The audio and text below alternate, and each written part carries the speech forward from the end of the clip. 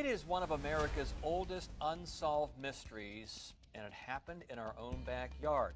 What happened to the lost colony of Roanoke? Big question tonight, was the lost colony really lost? Tales of the first English settlers disappearing from Roanoke Island have been shared for nearly a century. For over 400 years, the story has been told the same way.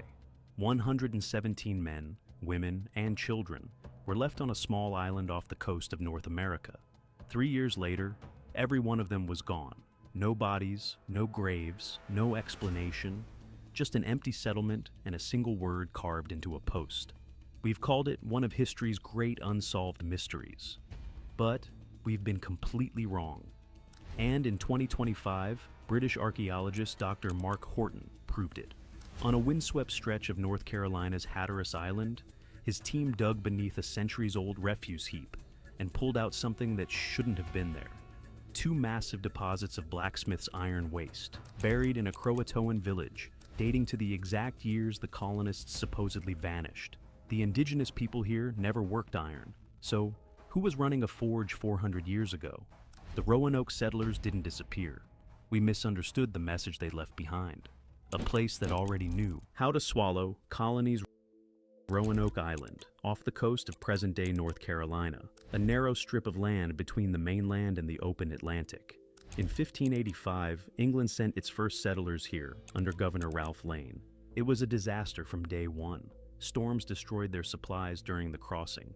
Lane turned violent and paranoid, launching a preemptive attack on a local indigenous leader named Wingina. The tribes cut off all food. By mid-1586, the colony was starving. When Sir Francis Drake unexpectedly showed up on a return voyage from the Caribbean, the settlers didn't hesitate. They abandoned Roanoke and sailed home. A follow-up expedition left 15 men behind to hold England's claim. When ships returned, those men were gone too. Nothing left but ruins and a single skeleton. Now, think about that for a second. By the time John White arrived with 117 new settlers in 1587, men, women, children, entire families, Roanoke had already devoured two groups of English colonists. The land had proven it could make people disappear without a trace. And White brought families here anyway.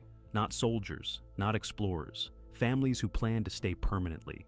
That decision is about to matter more than anyone realized. If this is already shifting how you see this story, hit subscribe, because what archaeologists just pulled out of the ground changes everything. A father's 3-year nightmare. Stay with me here, because this part of the story never gets told the way it should. When John White sailed away from Roanoke in late August 1587, he wasn't just leaving a colony behind. His daughter Eleanor had just given birth to a baby girl, Virginia Dare, the first English child born in the New World.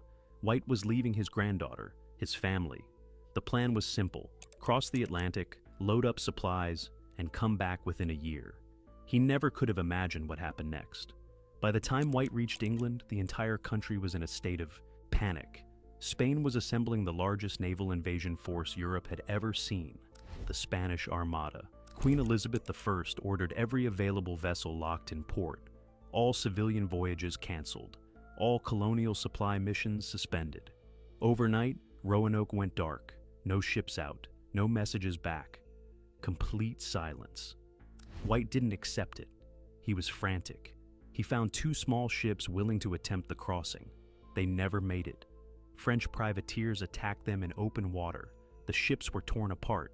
White took a wound in the fighting, a real physical injury that sent him limping back to English shores, bleeding and empty-handed, with 3,000 miles of ocean still between him and his granddaughter.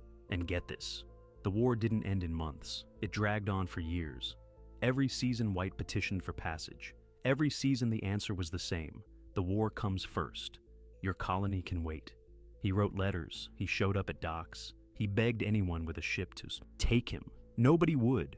His granddaughter was growing up on an island 3,000 miles away, if she was growing up at all, and nobody in England cared enough to risk a single vessel. Think about what that does to a person. 3 years of knowing your daughter and granddaughter are out there. 3 years of imagining the food running out, the supplies dwindling, the silence stretching. 3 years of being told no, again and again and again.